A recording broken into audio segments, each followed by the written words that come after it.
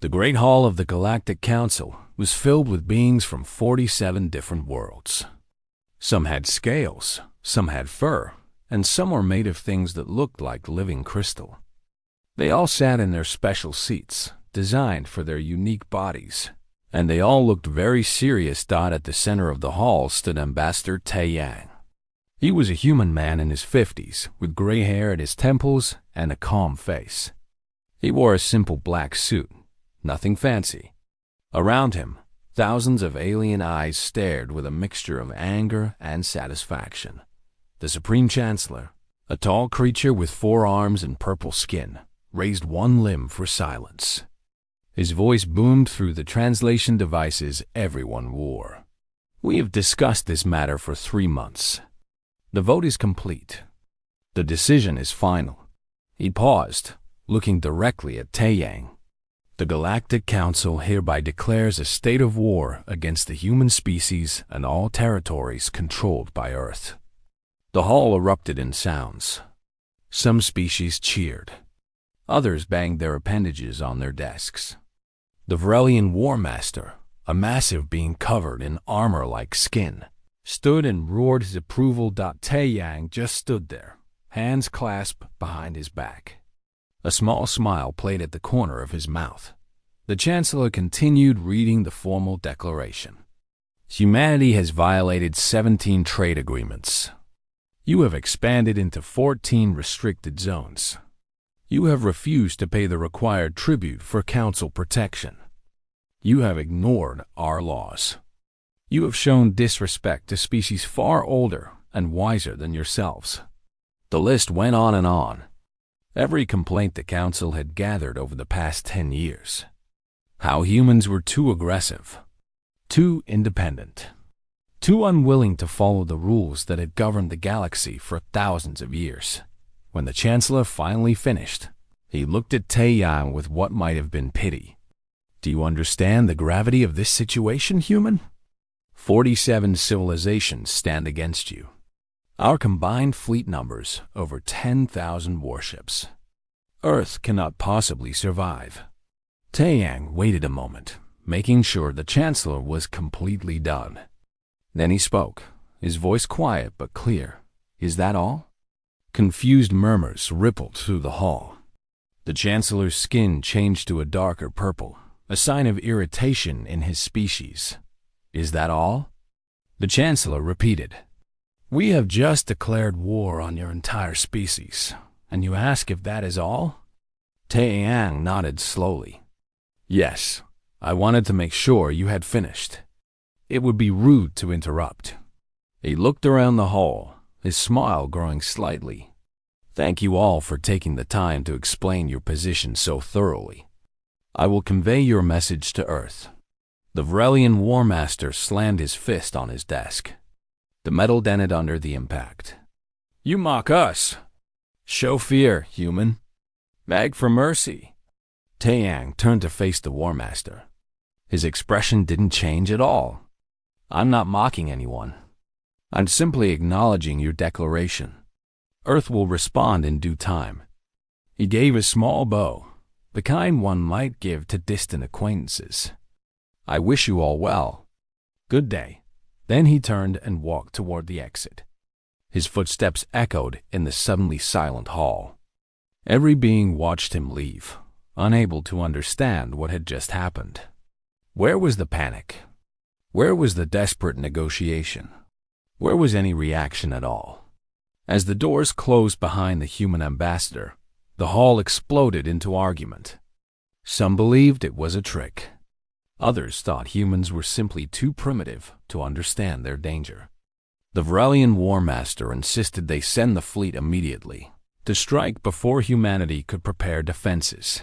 The Supreme Chancellor agreed. "We will give them 1 month. If they do not surrender, we will bring our full might to bear on their homeworld." Far across the galaxy, the news reached Earth within hours. The quantum communications array delivered the Council's declaration to every government on the planet simultaneously. President Hana called an emergency meeting of her cabinet. They gathered in the Situation Room deep beneath the Capitol building. Defense Minister Seok-jin arrived first, followed by the others. When everyone was seated, Hannah activated the display showing the council's transmission. They watched in silence. When it finished, someone started laughing. It was Young-hee from the technology division. She couldn't help herself. Soon others joined in. Within minutes, the entire room was filled with laughter. Hannah held up her hand, trying to restore order while fighting her own smile. All right. We knew this was coming. The council was always going to react this way. Are we ready? Seok-jin nodded. All defense platforms are operational. The fleet is in position. Our calculations show we can handle whatever they send. Good, Hannah said. Let's not show our hand too early. Let them make the first move. Young-hee, I want our best people monitoring their fleet movements. When they come, I want to know exactly what we're dealing with. Already done, Madam President, Young-hee replied. We've had eyes on their shipyards for months. Hannah smiled. Excellent. Now, someone needs to prepare a public statement. Keep it light. We don't want people to panic, but we also don't want to reveal how ready we actually are. That evening, President Hannah appeared on screens across Earth.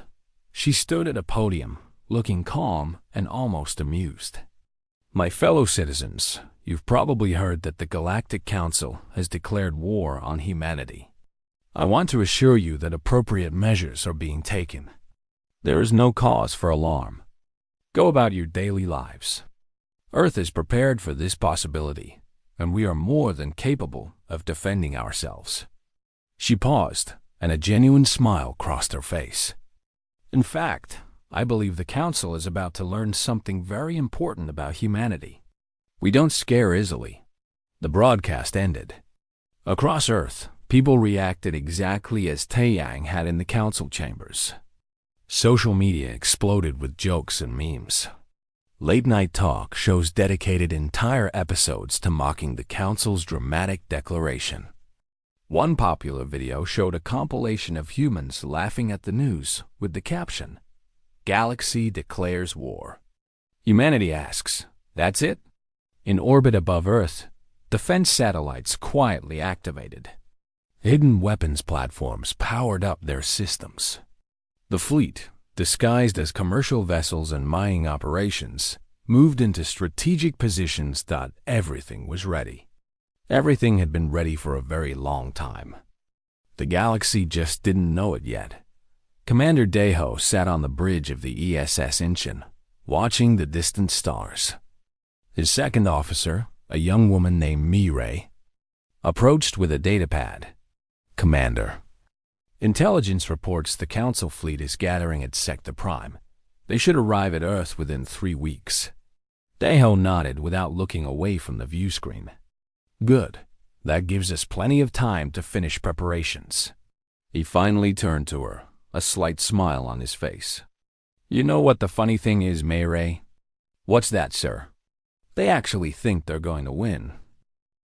3 weeks passed quickly on Earth. Life continued as normal. People went to work, children went to school, and the only sign of anything unusual was the increased number of military transports in the sky. Most citizens barely noticed, but in space, something incredible was happening. The largest military force ever assembled in galactic history was approaching Earth's orbital space. Commander Daeho stood on the bridge of the ESS Incheon, watching the sensors as thousands upon thousands of ships dropped out of faster-than-light travel. They emerged near Earth's moon, spreading out in formations that had taken the Council's military planners months to design. Each species had its own section of the fleet. Each ship gleamed with weapons and shields powered by technology that had conquered hundreds of worlds. Count. Daeho asked calmly, not taking his eyes off the display. Lieutenant Baora checked her console. 10,237 ships, Commander, ranging from corvettes to dreadnoughts. Mass readings indicate they're carrying enough firepower to crack a planet. Impressive, Daeho said. genuinely meaning it. They really brought everything they had. Around the bridge, his crew barely reacted. Some watched the alien fleet with mild interest. A few continued their card game in the corner. Ensign Taemin actually yawned. Young Officer Su Jin, fresh from the academy, stared at the display with wide eyes. "Sir, aren't you concerned? That's 10,000 ships." Daeho smiled kindly at her. "How many ships do you think we have, Ensign?" I don't know the exact number, sir. It's classified." "It is," Daeho agreed. "But I can tell you this. We have enough." He gestured to the alien fleet. "Besides, numbers aren't everything. Quality matters. Training matters. And most importantly, understanding your enemy matters." The communication console beeped. Biora checked it and looked up. "Commander, we're receiving a transmission from the Council fleet. They're demanding to speak with Earth's military commander." "Put them through," Daeho said, settling into his chair and making himself comfortable. The view screen changed to show the Vrelian War Master. He was even more intimidating in person than in recordings. His armored skin looked thick enough to stop bullets. His eyes glowed with a fierce red light. Behind him, other alien commanders could be seen, representing dozens of species. "I am War Master Krell of the Vrelian Empire," the creature growled. "You will identify yourself, human. Commander Daeho of the Earth Space Service. Welcome to our solar system, War Master Krell. I hope your journey was pleasant." Krell's expression twisted into something like confusion mixed with anger. "Pleasant? We are not here for tourism, human. We are here to conquer your world." "Oh, I know," Daeho said pleasantly. "I was just being polite. You've come such a long way, after all. Would you like a tour of our orbital facilities? We have some lovely museums. The History of Spaceflight exhibit is quite popular. Or, if you prefer natural beauty, we could arrange viewing passes for the Martian canyons." The bridge of the Inchin remained perfectly quiet, but several crew members were grinning now. Sujin couldn't believe what she was hearing. The commander was offering tourist recommendations to an invasion fleet. Krell's red eyes burned brighter. "You dare mock me? Mock us?" "Not at all," Daeho said, his tone remaining friendly and patient. "I'm quite serious. If you're going to be in our space, you might as well see the sights. We also have excellent refueling stations if you need them. The rates are very reasonable." Another alien pushed forward on the screen. This one looked like an insect made large, with multiple eyes and clicking mandibles. "Human Commander, you do not seem to understand your situation. You are surrounded, outnumbered. You stand no chance against our combined might." Daeho nodded thoughtfully. "I see your point. You certainly have brought a lot of ships." He leaned forward slightly. "But here's the thing. Quantity and quality are different matters. And you're making a very large assumption." "What assumption?" Krell demanded. "That we're not ready for you." Something in Daeho's voice changed. It was still calm, still friendly even, but there was steel underneath now. The aliens on the screen shifted uncomfortably. Daeho continued. "You've positioned your fleet around our moon. That's a good defensive formation. Very textbook. Your stronger ships at the center, lighter vessels on the flanks, support craft in the rear. I'd give it a 7 out of 10 for basic military strategy." "How dare you?" Krell started. "But here's what you don't know," Daeho said, speaking over him. "Every one of your ships has been tracked since you entered our solar system. We know their class, their armament, their shield frequencies, and their reactor outputs. We've analyzed your formation and identified 17 critical weak points. We've run 4,000 combat simulations, and in every single one, we win." The bridge had gone completely silent now. Even the card game had stopped. This was the commander they knew. The one who had earned his rank not through politics, but through being the best strategic mind in the service. "You're bluffing," the insect alien said, but its mandibles clicked nervously. "Am I?" Deho smiled. "Let me prove I'm not. Your flagship, War Master Krell, is the Dreadnought Eternal Fury, correct? Relian design, 150 years old, but well-maintained. Your primary weapons are plasma lances, effective range approximately 50,000 kilometers. Your shields operate on a rotating frequency pattern that cycles every 7 seconds. And right now, your rear thruster assembly is running 3% hotter than normal, suggesting a minor coolant leak that your engineers probably haven't noticed yet." Krell's face went very still. "How could you possibly? Because we've been watching you for a very long time," Deho said simply. "We know everything about your technology, your tactics, your capabilities. You showed up here thinking you knew everything about us. But you don't know anything. And that's going to be a problem for you." He leaned back in his chair. "So here's what's going to happen. You're going to receive a formal ultimatum from Earth, demanding your surrender within 24 hours. You're not going to take it seriously. You're going to refuse, probably with more threats. And then things are going to get unpleasant. Unpleasant for you," Krell snarled.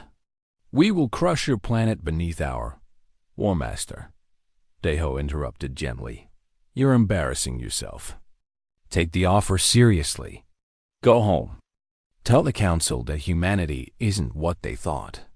Save your people a lot of trouble and yourself a lot of humiliation."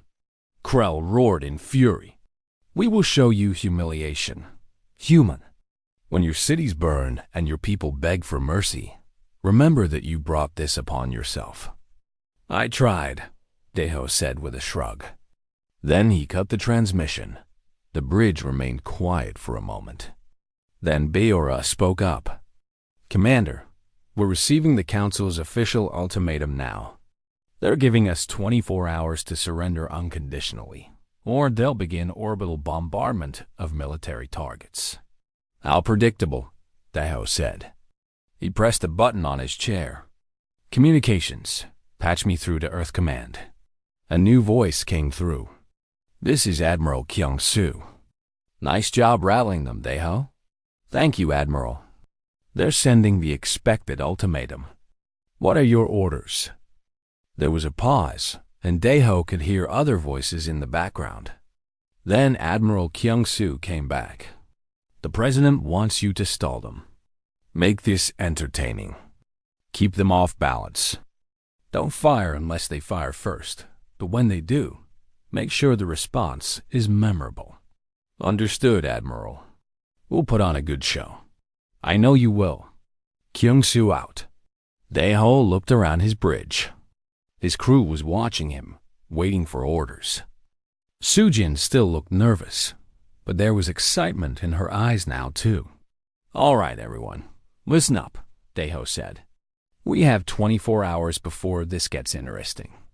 I want constant monitoring of their fleet. Any movement, any power fluctuation, anything unusual. Tame in. Coordinate with the other defense platforms. Make sure everyone knows the plan. Sujin, you're going to help me draft our response to their ultimatum." "What kind of response, sir?" Sujin asked. Deho grinned. "The kind that makes them regret coming here." On Earth below, the news channels were having a field day. The alien fleet was visible from the ground with telescopes, a massive constellation of threatening ships. But instead of panic, there was a carnival atmosphere. People gathered in parks with telescopes to watch. Street vendors sold alien-themed snacks. Children played games pretending to be space commanders. In her office, President Hana watched the news feeds and smiled. "We've got them exactly where we want them," she said to Seok-jin, who stood beside her. "Overconfident and underestimating us," Seok-jin agreed.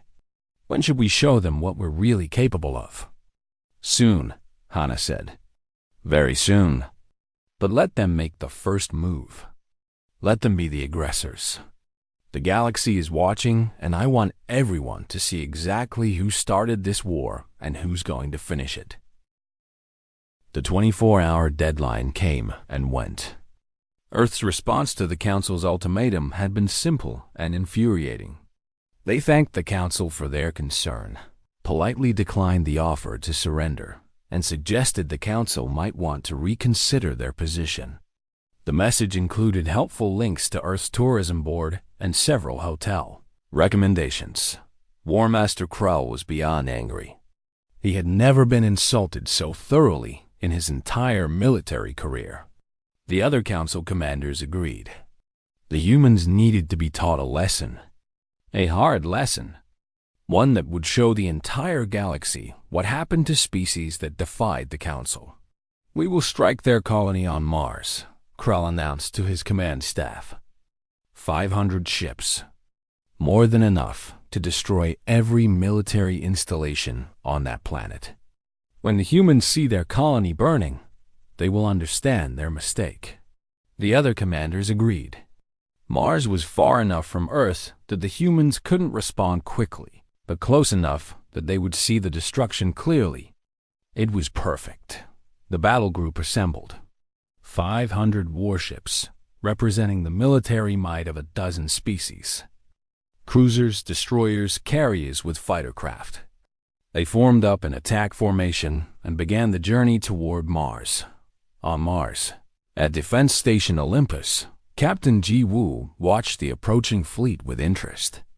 She was young for a captain, only 32, but she had graduated top of her class at the academy. Her dark eyes tracked the enemy ships on her displays with the focus of a predator watching prey. "They're bringing 500 ships to attack us," her tactical officer, Lieutenant Minho, said with a laugh. "That seems like overkill." "They want to make a statement," Ji Woo replied. She drummed her fingers on her chair's armrest, thinking, "How many defenders do we have in position?" "All of them, Captain. Every platform, every ship, every defense satellite." "We're ready." "Good. Remember the Admiral's orders. Let them fire first. We need this to be very clear to anyone watching. They started it. We're just defending ourselves." The Council fleet approached Mars at attack speed. They didn't bother with formations now. They didn't need to. 500 ships against one space station and maybe a few patrol vessels. This would be over in minutes. Krell himself commanded the battle group from his flagship. He watched Mars grow larger on his screens and felt satisfaction. Finally, the humans would learn respect. "All ships, target the space station," he ordered. "Maximum firepower. I want it destroyed in the first salvo." Then we moved to surface targets. Hundreds of weapons powered up. Plasma lances that could melt through armor like butter. Energy torpedoes that could crack mountains. Graviton disruptors that could tear apart the molecular bonds of any material. The combined firepower could have destroyed a small moon. "Fire!" Krell roared. The space around Mars lit up like a dying star. Hundreds of weapons discharged simultaneously. Enough destructive power to end civilizations screamed toward Defense Station Olympus. On the station, alarms blared. "Impact in 10 seconds, Minho called out. 9, 8, 7. Ji Woo watched calmly. "Steady, everyone. Hold positions. 3, 2, 1. Impact." The weapons hit nothing, or rather they hit something, but that something was invisible. The entire barrage of Council weapons struck barriers kilometers away from the station and simply dissipated. Energy absorbed and redirected. Kinetic force neutralized. Graviton waves scattered harmlessly into space. The Council fleet's sensors showed impossible readings. Their weapons had hit shields unlike anything in their databases.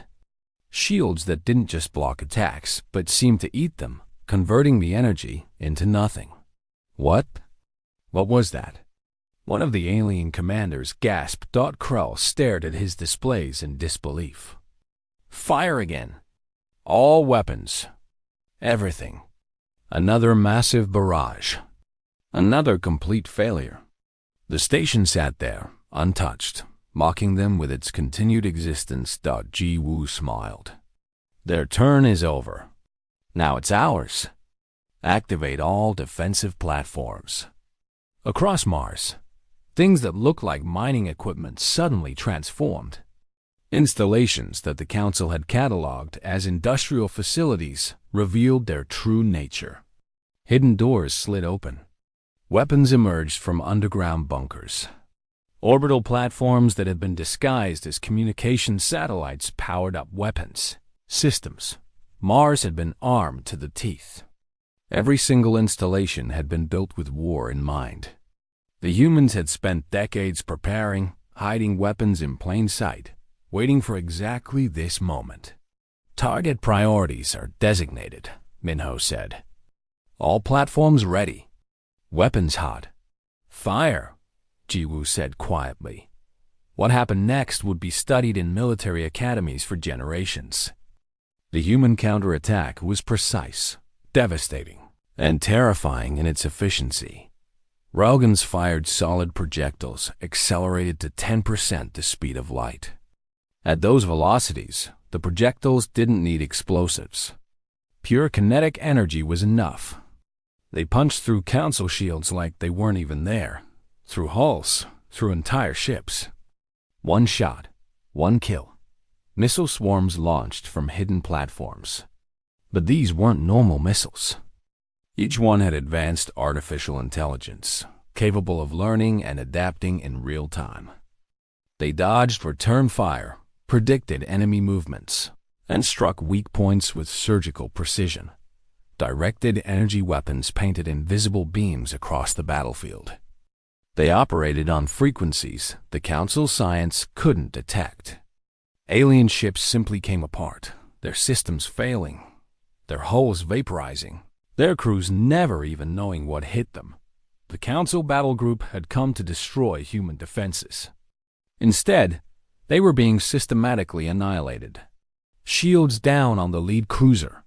An alien voice screamed over the Council's communication channel.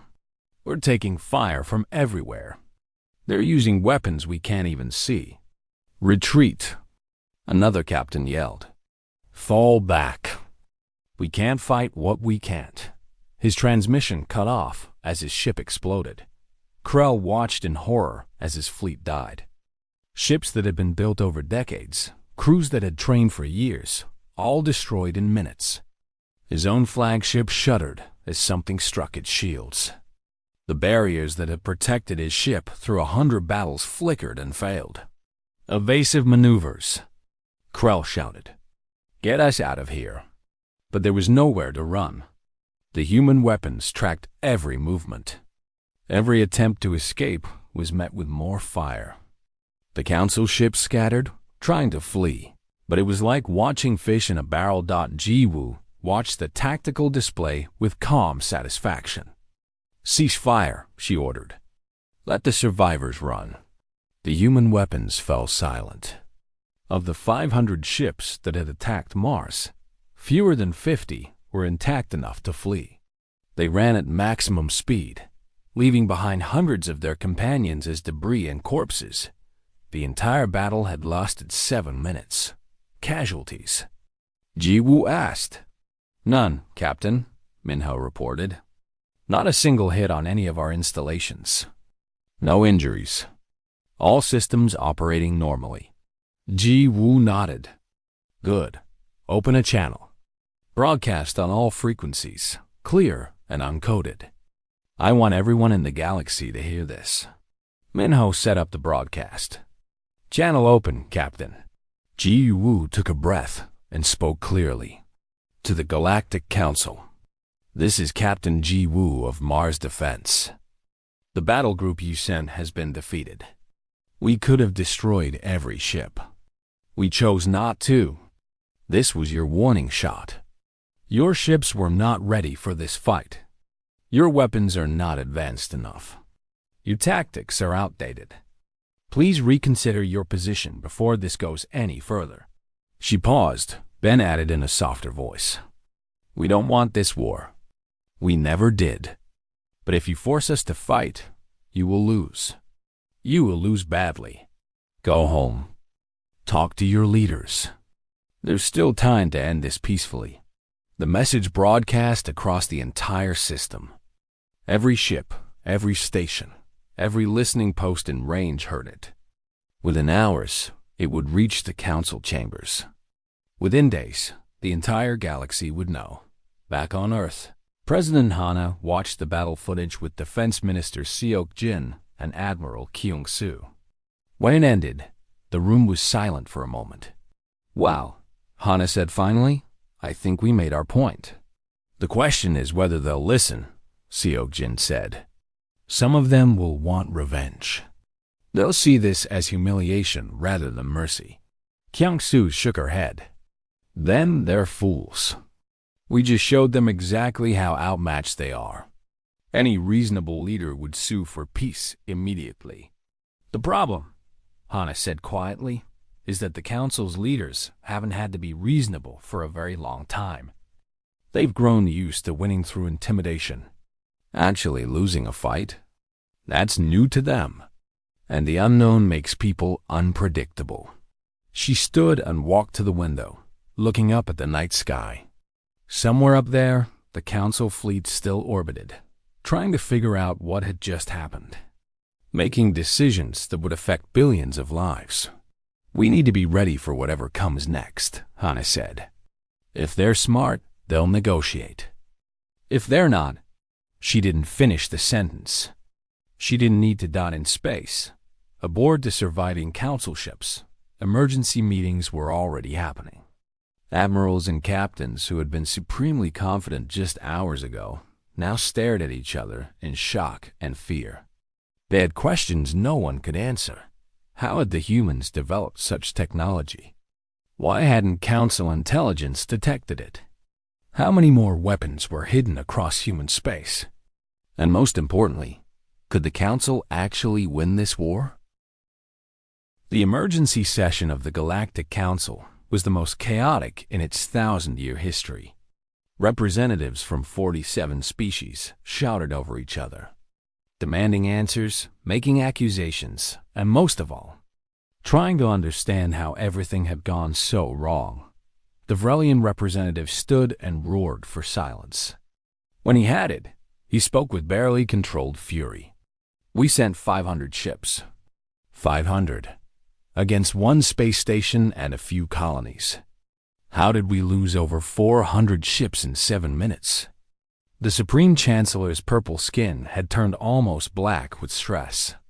Our military analysts are reviewing the battle data now. What we know is disturbing. The humans possess technology far beyond what they have shown us. Their weapons operate on principles our scientists do not fully understand.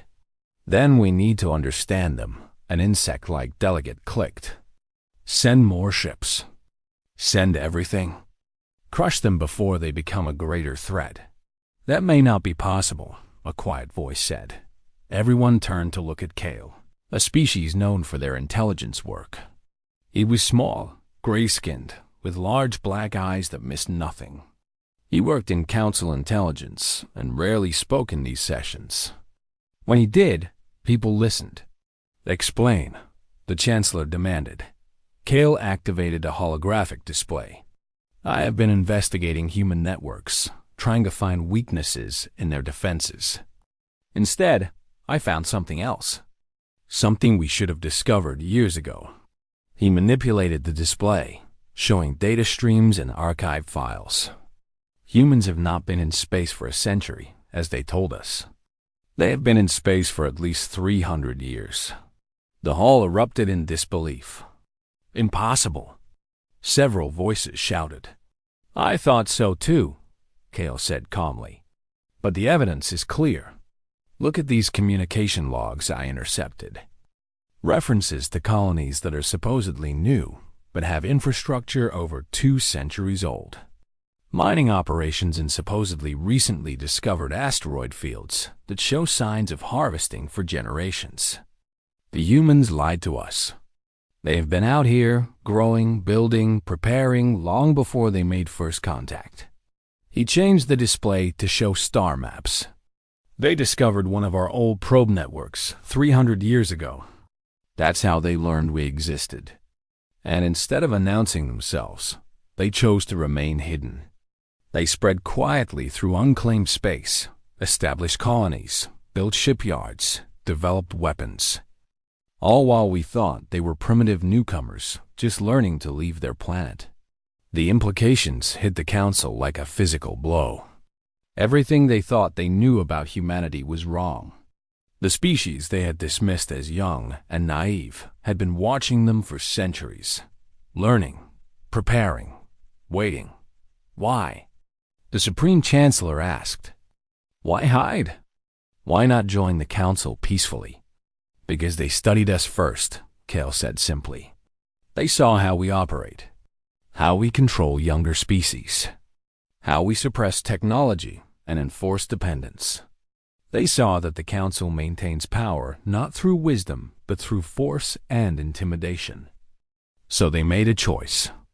They would become strong enough that we couldn't threaten them, and only them reveal themselves. On Earth, in a secure military facility deep underground, Defense Minister Seok-jin sat with his senior staff. Engineer Young-hee was presenting her findings to the group, explaining the technology that had won the battle at Mars.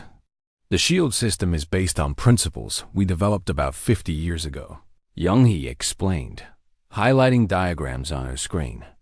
We call it adaptive field dispersion. Instead of blocking energy, it absorbs it and redistributes it into dimensional pockets where it can't do damage. The Council's weapons are powerful, but they're still working with basic energy transfer. They don't understand how to manipulate space at the quantum level like we do. And the railguns? Asked Admiral Kyung-soo, who had joined the meeting via video link from her flagship. Simple physics, just taken to an extreme, Young-hee said with a smile. Accelerate something heavy enough to a significant fraction of light speed, and it becomes unstoppable.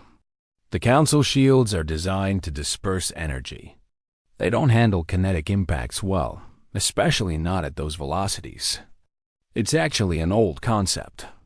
We just figured out how to make it practical. Seok-jin leaned back in his chair. The real question is how much longer we can keep our other capabilities secret. The Council knows now that we've been holding back. They're going to be looking for everything we've got. Let them look, Kyung-soo said from the screen. Even if they know what we have, they can't duplicate it. Their scientific establishment has been stagnant for centuries. They've been too busy maintaining control to actually innovate. That was always the problem with the Council, Seok-jin agreed. They reached a certain level of technology and decided that was good enough. Any species that might develop something better gets absorbed or suppressed before they can challenge the status quo. They thought they could do the same to us. Young-hee nodded. When we first discovered their probe network and decoded their databases, we found something interesting. The Council used to be different. Thousands of years ago, they actually encouraged scientific development. But over time, the older species grew comfortable. They started seeing new technology not as progress, but as threat. Now they actively prevent younger species from advancing too quickly. They wanted us to stay dependent on them, Seok-jin said. To need their protection, their trade networks, their approval for everything. They wanted us weak. And instead, we became strong, Kyung-soo finished. Strong enough that they can't ignore us anymore. The question is what they'll do about it. That question was being answered in dramatic fashion across Council space. 3 more attack forces had been launched against human positions. Each one was larger than the Mars Battle Group. Each one was equipped with the Council's best weapons and most experienced commanders. Each one was sent to teach humanity a lesson. Each one failed catastrophically. A fleet of 800 ships tried to attack human mining operations in the asteroid belt. They were met by automated defense drones that moved faster than anything the Council had ever seen. The drones swarmed like angry insects, too small to hit effectively, but each one carrying enough firepower to cripple a cruiser. The Council fleet retreated after losing 300 ships without destroying a single mining platform. Another attack group tried to strike human colony ships traveling between star systems. The Council intercepted what they thought was an undefended convoy. Instead, the colony ships revealed themselves to be heavily armed Q-ships, fake civilian vessels hiding military-grade weapons. The ambush turned into a massacre. The Council ships limped home, severely damaged. A third force attempted a sneak attack on human listening posts on the edge of explored space. They never even got close. Human sensors detected them light hours away. When the Council ships arrived at their target, they found nothing but empty space and a message. Bowie thanking them for visiting and suggesting they try the gift shop next time. The pattern was clear. No matter what the Council tried, no matter how many ships they sent or how clever their tactics, the humans were ready. More than ready. They were dominant. The Council was fighting a war against an opponent that had been preparing for this exact conflict for 3 centuries. In the Council chambers, panic had replaced confidence. Representatives who had been eager for war now demanded peace talks. The Varelian War Master, who had been the loudest voice for aggression, sat silently, his defeat at Mars having stripped him of credibility. The Supreme Chancellor looked older than he had just weeks before. "We have lost thousands of ships," he said heavily. "Tens of thousands of crew members. We have gained nothing. We cannot continue this war. But we cannot simply surrender," another representative protested. "The humiliation will be less than the annihilation," Kale interrupted. "I have completed my analysis. If this war continues, humanity will win. Not might win. Will win. They have resources we haven't seen yet, weapons we haven't encountered, and most importantly, they have something we lost long ago.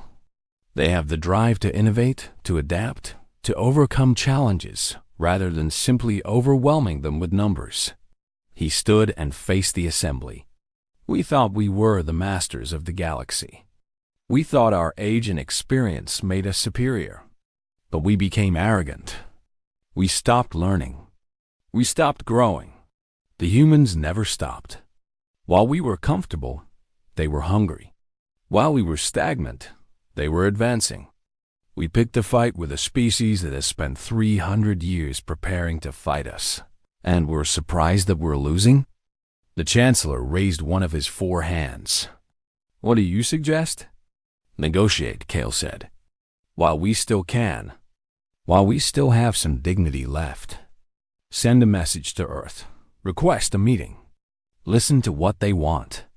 Because if we don't negotiate now, they will dictate terms to us later, and those terms will be much harsher." The vote was called. For the first time in its history, the Galactic Council voted to request peace negotiations from an opponent. The message was sent to Earth within the hour. President Hana read the message in her office, surrounded by her advisors. When she finished, she looked up with a slight smile. "They want to talk," she said. "Finally, what will we ask for?" Seok Jin wanted to know. Hana's smile faded, replaced by a serious expression. "Everything," she said quietly. The neutral station chosen for negotiations floated in empty space between Council territory and human space. It was old, built centuries ago as a meeting place for species that didn't trust each other enough to meet on their home worlds. Now it would host the most important diplomatic meeting in galactic history. Ambassador Taeyang arrived first, accompanied by Admiral Kyung-soo and diplomat Subin. Taeyang was the same calm presence he had been at the war declaration, but now the Council representatives would see him differently. Admiral Kyung-soo wore her full dress uniform, medals, and ribbons, showing a long career of service. Subin was young, barely 30, But she had been chosen specifically because she represented humanity's future. The council delegation arrived in stages. The Supreme Chancellor came with heavy security, his purple skin now showing flecks of gray. War Master Krell arrived looking diminished, his defeat at Mars having stripped away his arrogance. Representatives from dozens of species filed in, each looking uncomfortable and uncertain. The negotiation chamber was circular, with seats arranged around a central display platform. Traditionally, the council sat elevated while others sat below. Today, all seats were at the same level. The council had requested this. A small thing, but symbolic. Taiyang waited for everyone to settle before speaking. His voice was polite but firm. "Thank you all for coming. I know this must be difficult for many of you. Let us dispense with pleasantries," the Chancellor said. "You have defeated our fleets. You have proven your military superiority. We acknowledge this. Now tell us your terms for peace." Taiyang glanced at his companions. Kyung-Soo gave a slight nod. Su-bin opened her datapad, ready to take notes. He turned back to the council. "Before we discuss terms, we need to talk about why this war happened in the first place," Taiyang said. "You declared war on us because we wouldn't follow your rules. Because we expanded into space, you claimed. Because we refused to pay tribute.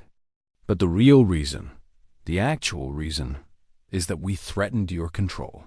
Several council members shifted uncomfortably. The Chancellor's skin darkened slightly. "The Galactic Council has ruled for thousands of years," Taiyang continued. "You've brought stability to countless worlds. You've prevented wars. You've established trade networks. These are good things. But somewhere along the way, you stopped being leaders and became rulers. You stopped encouraging growth and started enforcing stagnation. We maintain order," a reptilian delegate said defensively. "Without the council, there would be chaos." "You maintain control," Su-bin said, speaking up for the first time. Her voice was clear and steady. "We've analyzed your policies over the past 1,000 years. Every time a younger species develops new technology, you either absorb it into your own power structure or suppress it. You limit colony expansion. You restrict scientific research. You keep everyone dependent on your systems." She activated the central display, showing data streams and historical records. "Look at the Kelvin species. 300 years ago, they developed a new form of faster-than-light travel that could have revolutionized galactic transportation. The Council classified it as dangerous and banned its use. Why? Because it would have made your control of trade routes irrelevant." More examples appeared. The Tauran developed advanced medical technology that could have extended lifespans across the galaxy. Restricted. The Halax created new agricultural methods that could have ended hunger on dozens of worlds. Controlled and parceled out slowly. Always, the pattern is the same. Innovation that might threaten council authority gets suppressed. "We protect the galaxy from dangerous technologies," the Chancellor protested. "You protect your power," Kyung-Soo said flatly. "And you've gotten away with it because no one was strong enough to challenge you. Until now." The room fell silent. The weight of that statement hung in the air. The council members looked at each other, knowing it was true, but not wanting to admit it. Taiyang let the silence stretch for a moment before continuing. "So here's what's going to happen. The Galactic Council, as it currently exists, is finished." Gasps and protests erupted. War Master Krell half rose from his seat, his hand moving toward his weapon.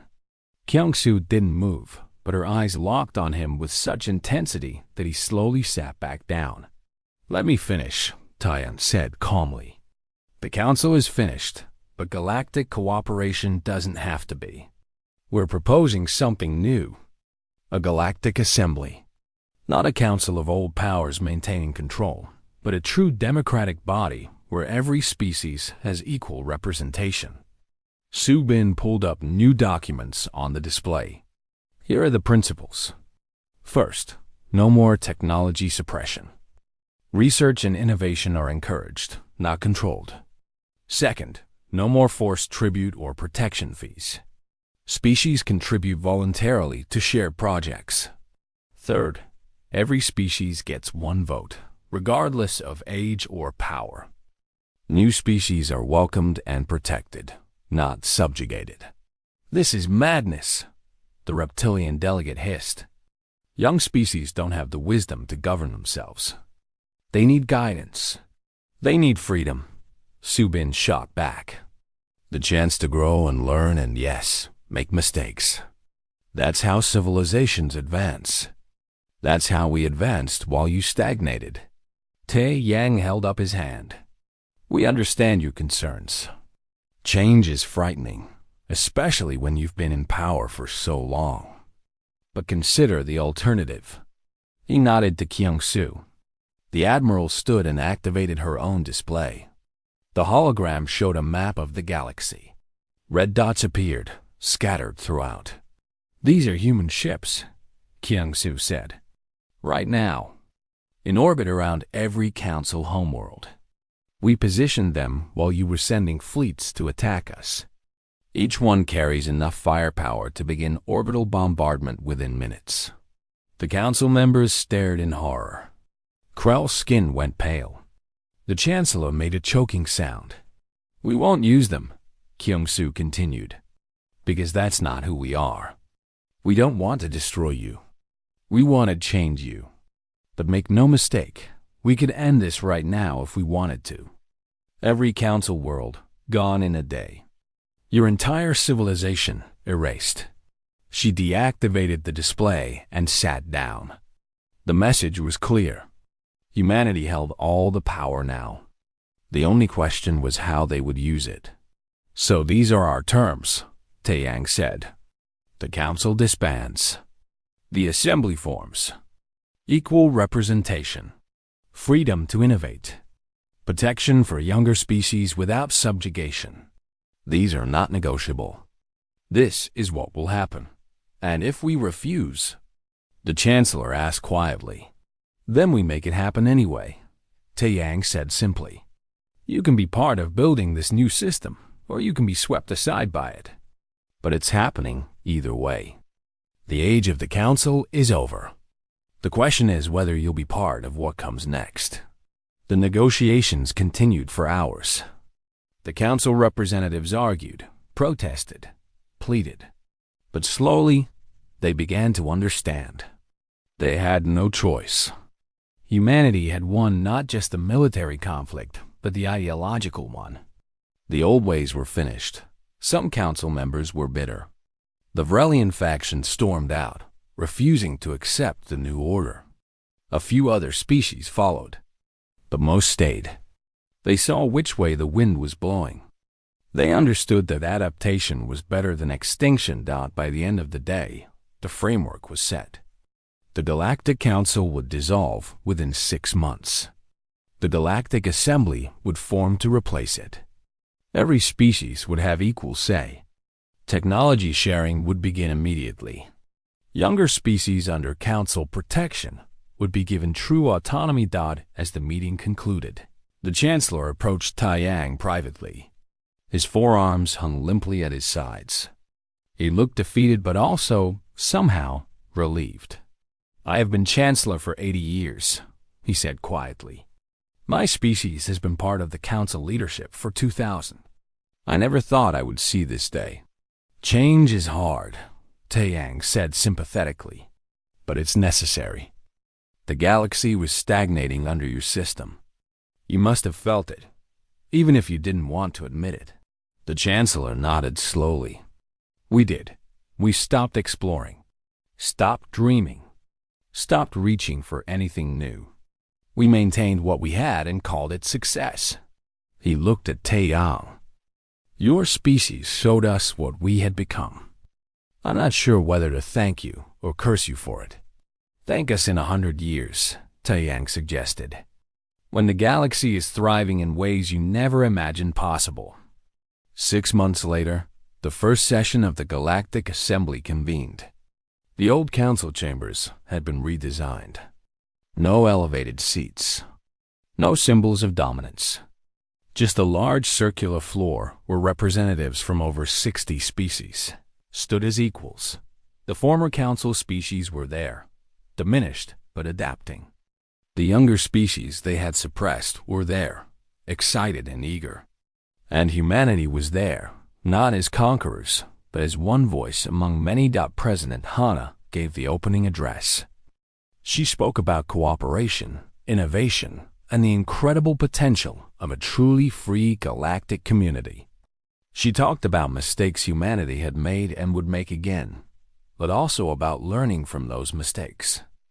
She ended with a simple statement. The future belongs to all of us. Let's build it together. The assembly erupted in sounds of approval, from species that could cheer to species that could only click or hum. It was chaotic and messy and beautiful. Later, Taeyang and Su Bin sat in an Earth Embassy lounge, looking out at the station where the assembly had met.